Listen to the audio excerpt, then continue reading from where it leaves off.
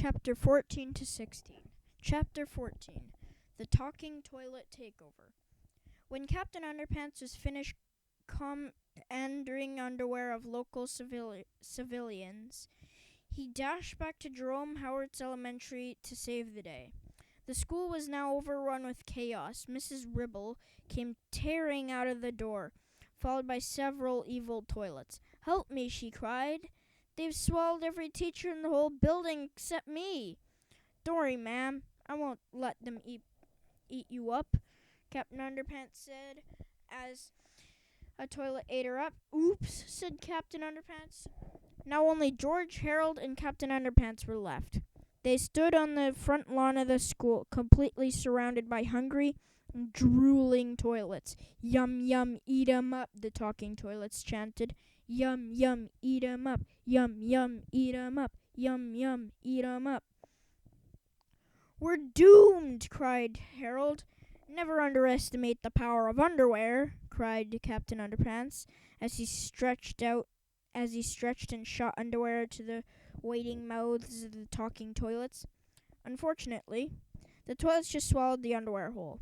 It only seemed to make them hungrier and hungrier. "If only we could think of something that would make them really sick," said George. "Yeah," Harold continued. "Something so vile and disgusting that it would make them all blow their cookies and writhe in agony." Suddenly, George and Harold's faces lit up. "Cafeteria food!" they shouted.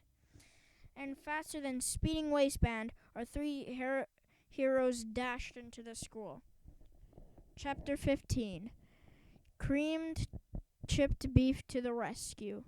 George, Harold, and Captain Underpants got inside the school safely and closed the front door behind them. "I think the toilets are all outside," said George. "But not for long," said Harold.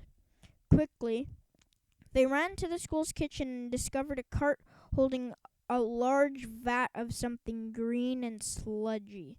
"Yuck," said George, holding his nose. "What is that stuff?" "I think it's tomorrow's lunch," said Harold.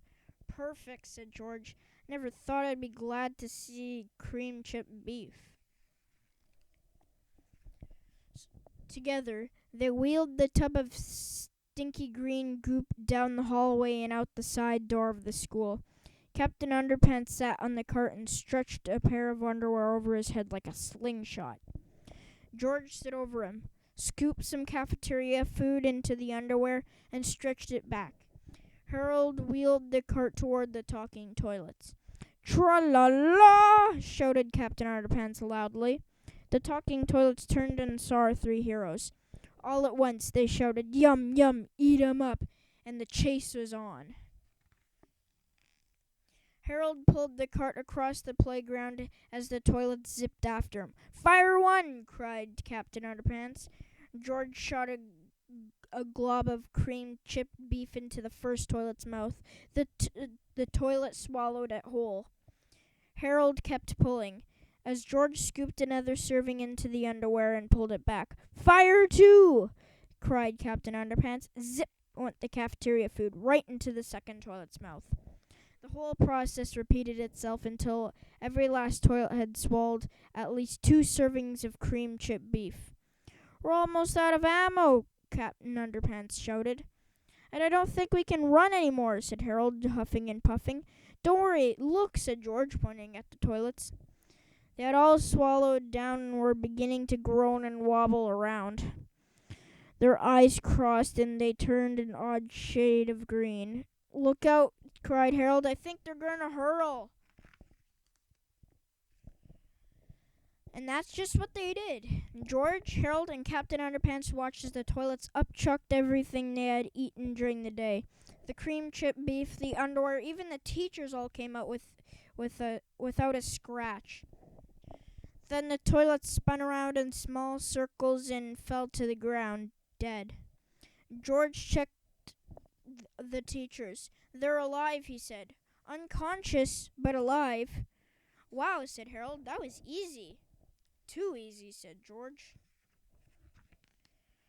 "What do you mean?" asked Harold. George pulled out their comic book out of his backpack and showed it to Harold. Remember how the pasty 2000 turned everything on from the front cover of our comic book to life? He asked. Yeah, so? Well, said George as he pointed to the Turbo Toilet 2000 on the front cover of the comic. We haven't seen him yet. Okay, thanks for listening to today's video. Bye.